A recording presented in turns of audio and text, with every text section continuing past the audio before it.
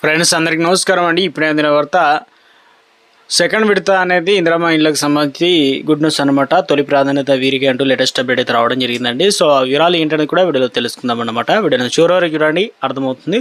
ఒకసారి ఛానల్ వస్తే తప్పకుండా సబ్స్క్రైబ్ చేసుకొని చూస్తున్నారు కానీ లైక్ మర్చిపోతున్నారు, వెంటనే లైక్ చేయండి. వివరాలకి అయితే వెళ్ళిపోతాం. తెలంగాణకు సంబంధించి గుడిసెలు లేని రాష్ట్రంగా మార్చేందుకు ప్రభుత్వం శ్రీకారం చుట్టింది. ఇందులో వచ్చేసి ఇందుకోసమే ఇందిరమ్మ ఇల్లు పథకానికి సంబంధించి రెండో విడత ఆశ్రయంగా ఎంచుకోవడం జరిగిందనమాట.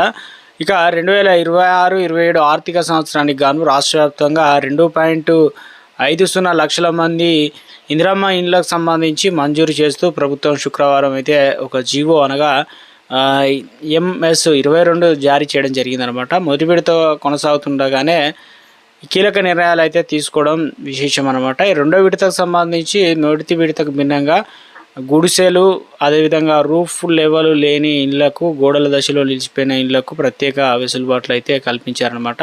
సో వారందరికీ కూడా మొత్తం దాదాపుగా 2,50,000 ఇండ్లు అన్నమాట. కొత్త ఇళ్లకు సంబంధించి 100 నియోజకవర్గాల్లో GHMCలో మినహాయింపు, నియోజకవర్గానికి 1,500 చొప్పున 1,50,000 ఇండ్లు అనేది ఇవ్వబోతున్నారనమాట. అదేవిధంగా రూప్ రీప్లేస్మెంట్, అదేవిధంగా షెల్టర్ అప్గ్రేడేషన్ నియోజకవర్గానికి 500 చొప్పున, లేదంటే 100 చొప్పున. ఇక నియోజకవర్గానికి 100 నియోజకవర్గాలను కలిపి 50,000 ఇండ్లు అనేది ఇవ్వనున్నారనమాట.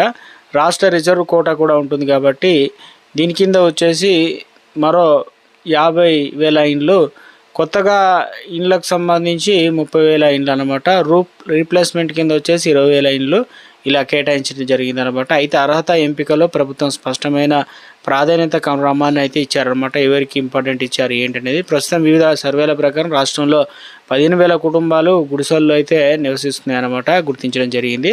అయితే ఈ రెండో విడతలో వీరందరికీ మొదటి ప్రాధాన్యత ఇస్తూ అలాగే ఇళ్ల మంజూరు పత్రాలు అందజేయనున్నారు. అలాగే గోడలు, స్లాబులు దశల్లో నిలిచిపోయిన ఇళ్లను పూర్తిగా ఏదైతే చేసుకునేందుకు గాను 2 లక్షల వరకు ఆర్థిక సాయం అయితే అందించనున్నారు. దీనికి సంబంధించి పూర్తి మార్గదర్శకాలు మనకు త్వరలోనే రిలీజ్ చేయనున్నారు అన్నమాట. అయితే లబ్ధిదారుల ఎంపికలో ఎలాంటి అవకతవకలు జరగకుండా జిల్లా కలెక్టరేట్లకు ప్రత్యేక బాధ్యతలు అయితే అప్పగించారనమాట.